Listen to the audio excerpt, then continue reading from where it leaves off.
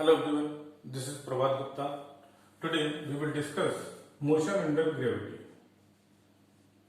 Motion under gravity is a topic that comes under class 11th.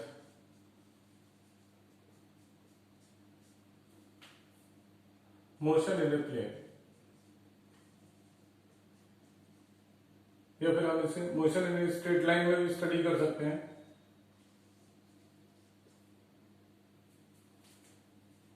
तो पहले motion in straight line की बात कर लेते हैं. Motion under gravity. देखिए, कोई भी बॉडी अगर किसी h हाइट से नीचे गिरती है तो इस पर एक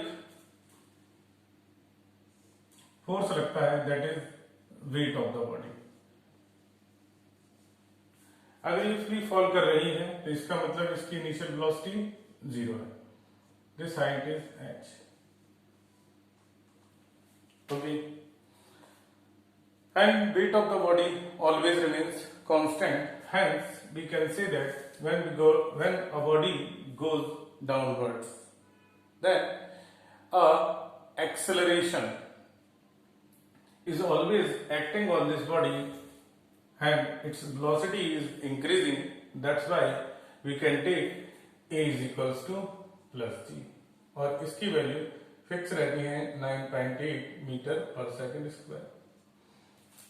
ओके, जब ये नीचे गिरती है तो उस समय पर इसकी जो वेलोसिटी होती है वो मैक्सिमम होती है. ओके, तो यहां पर हमारी जो इक्वेशंस है वो बदल जाती हैं. b is equals to u plus g t, ये आप लगा सकते हैं. Second kinematics equation h is equals to u t plus half g t square. यहां पर हमारा एक्सेलरेशन कांस्टेंट है. And third equation b square is equals to u square plus 2gh. And another fourth equation of motion, h किसी भी time instant पर height की values निकालना, distance travelled की वैल्यू निकालना. h ph is equals to u plus half g 2t minus 1. ये formula apply किया जा सकता है. अच्छा, दूसरा केस लेते हैं. अगर हमारे पास बॉडी h हाइट तक जाती है तो हम यहाँ पर इसे इनिशियल वेलोसिटी देते हैं. ऑब्जेक्ट ऊपर को जा रहा है, ये h हाइट तक जाने के बाद इसकी फाइनल वेलोसिटी यहाँ पर 0 होती है. तो ध्यान रखिएगा, यहाँ पर वेलोसिटी नीचे आने पर आपको मैक्सिमम मिलती है, यहाँ पर मैक्सिमम नीचे ही होती है, उसके बाद ये धीरे धीरे डिक्रीज होती जाती है. If the velocity is decreasing then the acceleration is negative and this is minus 9.8 metre per second square.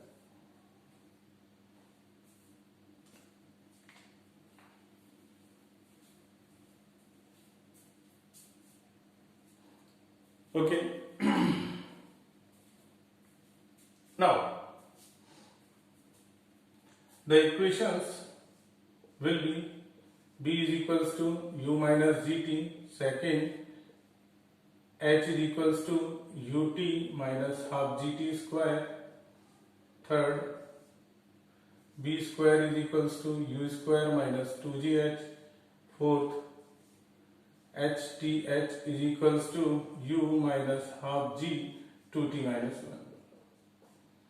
Now, आपको जिस तरह से वेरिएबल्स दे रखे हैं आप उसी तरह से इन इक्वेशंस को अप्लाई कर सकते हो और जो अननोन पैरामीटर्स हैं उन्हें निकाला जा सकता है. तो इसके बाद सिचुएशंस कुछ ऐसी भी आती हैं, कॉम्पिटिटिव अप्रोच है. तो देखिए, अगर कोई ऑब्जेक्ट ऐसे थ्रो किया जाता है, एक हाइट है h और यहां से ऑब्जेक्ट आप थ्रो कर रहे हैं, इनिशियल वेलोसिटी है u. ये ऑब्जेक्ट ऐसे जाएगा और फिर ये दोबारा से यहां लौट आएगा. तो मान लीजिए h is the height eight which this object is thrown in the upper direction और ये रिटर्न बैक हो रहा है. ओके, तो आप ये बता सकते हैं कि नेट डिस्प्लेसमेंट कितना है। This is initial position, this is final position. Okay, तो डिस्प्लेसमेंट है आपका यहां से लेके यहां तक कितना है h। ओके, इनिशियल वेलोसिटी ऊपर अपवर्ड डायरेक्शन में, तो ध्यान रखिएगा जो डिस्प्लेसमेंट है that will be negative. Why? देखिए, ऑब्जेक्ट ऊपर थ्रो किया जा रहा है, u को अगर हम पॉजिटिव लेते हैं तो यहां पर डिस्प्लेसमेंट कैसा हो गया, नेगेटिव, क्योंकि डाउनवर्ड डायरेक्शन में। तो डिस्प्लेसमेंट ऐसे है, ठीक है। This is initial position, this is final position, minus h, ठीक है। u की डायरेक्शन पॉजिटिव ली जाएगी, ठीक, क्योंकि ऊपर थ्रो कर रहे हैं तो a will be minus g, क्योंकि जैसे जैसे ऊपर जाती है वेलोसिटी डिक्रीज होती है, तो a is equals to minus g. Now from second equation, second equation of kinematics की बात करें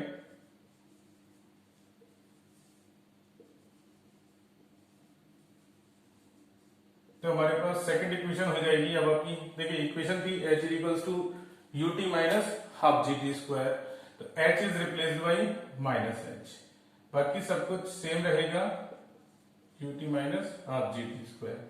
या तो आप इसे इस फॉर्म में लिखें या फिर इसमें h is equals to minus ut